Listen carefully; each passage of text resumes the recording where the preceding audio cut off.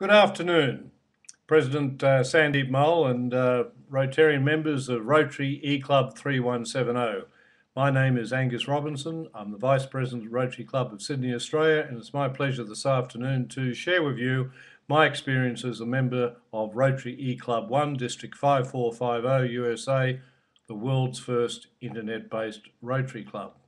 Well, my journey as a Rotarian commenced in 1994 when I joined the Rotary Club of Sydney, and I served in that capacity until the year 2003. And in the last 3 years of that service, I had been transferred to a position in Canberra, which is some 300 kilometres from where I live in Sydney. And you can appreciate that it was very difficult to be able to regularly maintain my commitments to attend the Rotary Club. So I looked around for other alternatives, and the opportunity to join the new Rotary E-Club 1 was presented to me, and so I resigned from the Rotary Club of Sydney and joined the Rotary E-Club 1 in 2003. Over the following 7 years, I served the club in a number of capacities, including as president in 2008-2009, and had the opportunity to serve the capacity of vocational service and membership development, and saw the club grow from 10 members to over 60 members during that period.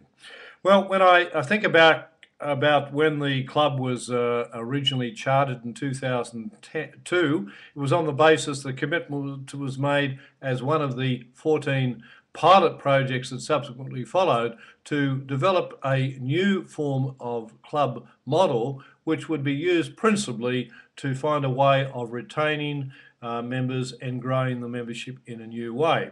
So in 2002, when Rotary E-Club 1 was established in Colorado, USA, it was from 10 very experienced Rotarians, older members, but who had a very strong interest in information and communication technologies.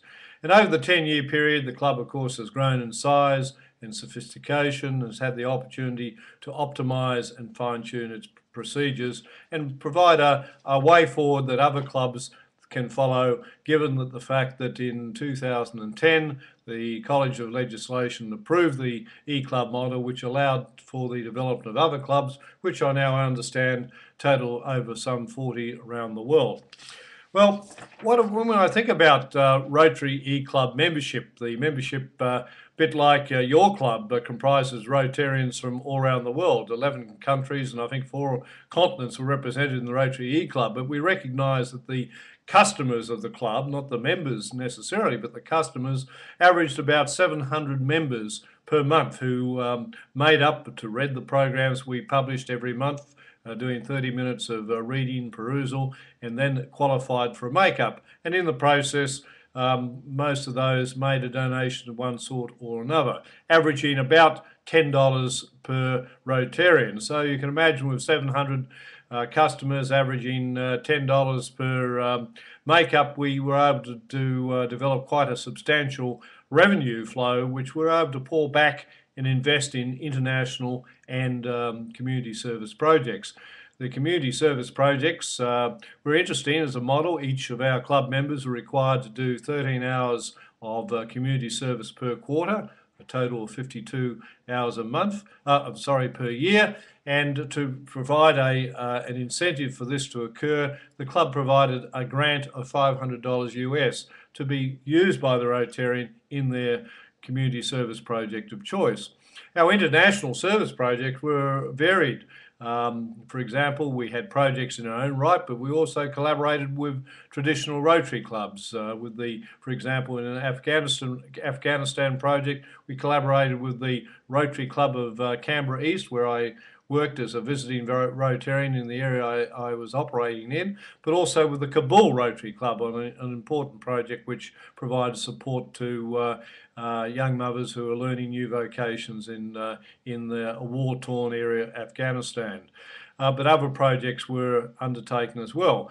The club proudly can claim having donated some 80 boxes for the Shelter Box program. We're one of the major contributors, and we felt we had the capacity from the cash flow to be able to help immediately in disaster relief around the world because we had the means of being able to do it.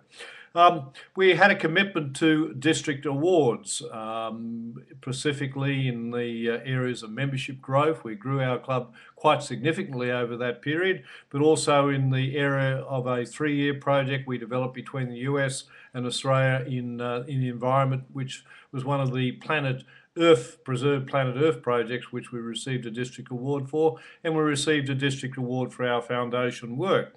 Now, the foundation work is a very important opportunity for the Rotary Club, particularly Rotary Club Rotarians, to participate in. We don't have the commitment, of course, to monthly or weekly meal costs. So instead of that, we have the opportunity to be able to contribute to the Rotary Foundation. And the Rotary E-Club, over the period of its development of some 60 members, over 40 are Paul Harris Fellows, of which over 20 are multiple Paul Harris Fellows, and there are a total of 6 benefactors. In total, over $100,000 US has been contributed to the Rotary Foundation. But an important component of that was the commitment to district. We were able to prove year after year in the top 10 clubs in the district as individual contributors of amount donated per Rotarian, and that was something we were very proud of.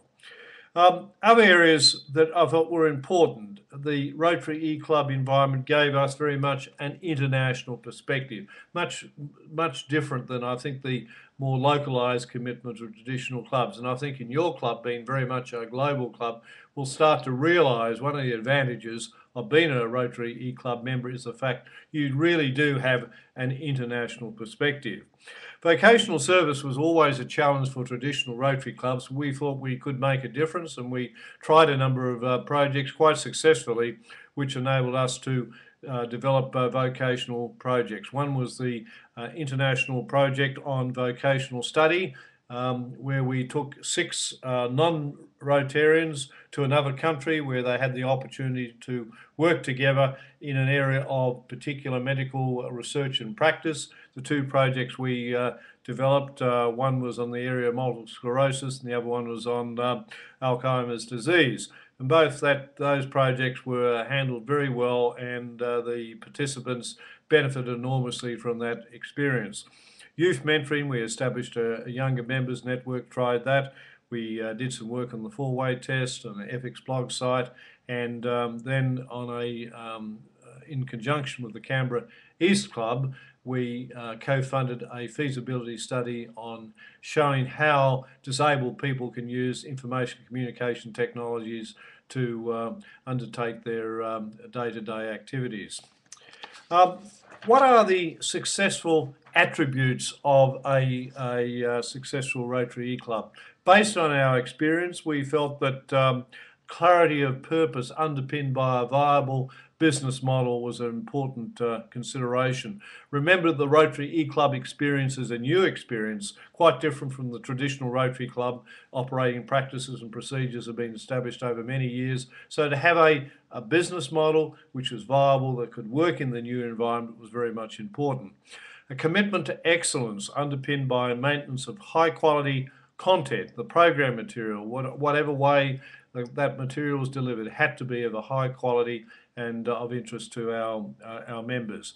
Intelligent Rotarian leadership. Sound organisational planning. We developed a process which was effectively a 3-year rolling plan, strategic plan. The president, the past president and the incoming president would get together and agree on a 3-year vision, and that was updated and changed with the changing club leadership. Ever so much more important in a Rotary E-Club environment. We need to ensure that we are being involved all the time in meaningful projects and activities. We were able to, the best way we could, using internet technologies and physical meetings wherever that could be arranged, on contact and engagement with our members. Every year the club would have its annual and once a year meeting as part of the Rotary International Convention, and that provided an opportunity for members to get to meet each other face to face. Important to, particularly in the online environment, to ensure that all the things you did together were harmonious and fellowship via the internet was maximised. Careful and prudent membership development. I'll speak a little bit about that in a moment. And very importantly, close engagement with the Rotary District. We wanted to ensure that we were seen by the other district clubs as being very, very much part of the district, not some standalone organisation outside a district. So we put a lot of effort in building an ongoing relationship with district. And of course, effective use of internet technologies with a focus of ensuring that at all times we're using common denominator levels of technology, and I'll speak about that in a little while. The continuous application of the four-way test is ever so important, ensuring the integrity of the online environment. Put the test from time to time. Well, membership recruitment, I referred to that briefly. We put a lot of effort in ensuring that we could develop a process that would ensure that the members that came to our club were going to be people that would stay with us, who were truly committed and suitable members. In fact, we probably one of the few clubs in the world we filtered more members out than in. We required, for example, 4 written references. These were references that were developed on hard copy. No emails, they had to be signed, letterhead addresses. They could be PDF'd or digitised, but they had to be generated on hard copies in the first instance. And we had a procedure which enabled the membership director to get to know the incoming members over a process of the application, so to get some sense whether that member really had the skills to be an effective online member. And then, of course, as I said, the members that came through were really only a small subset of the members that applied. And I think that our rigid membership requirements that were, it helped impress Rotary International that we had the processes in place that we could make sure that the people who were joining the e-clubs were likely to be good Rotarians. The question of how many members can an e-club effectively manage, I think is an important consideration as your club grows. I think in the Rotary e-club experience, we thought that somewhere between 60 and maybe 80 members would probably be a sustainable membership. Anything beyond that starts to get unmanageable. And I think that's something that each e-club needs to consider as they move forward. Well, let's look at some pointable outcomes which try and define how well a club is moving forward. We thought that the outstanding commitment to the Rotary Foundation was one KPI. The service above self engagement as evidenced by a high level of international community service was an important idea, and also the extent to which each president made a commitment to achieve the objectives, and most of our presidents achieved presidential citations. And as I said before, the continuous awarding of district awards continue to demonstrate to our peer group that we truly were operating as an effective Rotary organisation. Just briefly, some reality checks. Whilst internet usage around the world is reasonably high, no matter where we are at the present moment, basically we have to accept that people say they are effective online, but when push comes to shove, with the exception of younger generations, the reality is quite different. So hence the need to ensure that the technologies we use are lowest common denominator, everyone can use them, and that we don't allow our clubs to run too far ahead of people's capabilities. I think it's important to recognise that e-clubs reward fellowship based on a focus of doing things together rather than just meeting together. I think it's important for us to recognise that the commitment to a Rotary e-club can often be a 24/7 involvement. Far more time is needed in a Rotary e-club environment than a traditional Rotary club.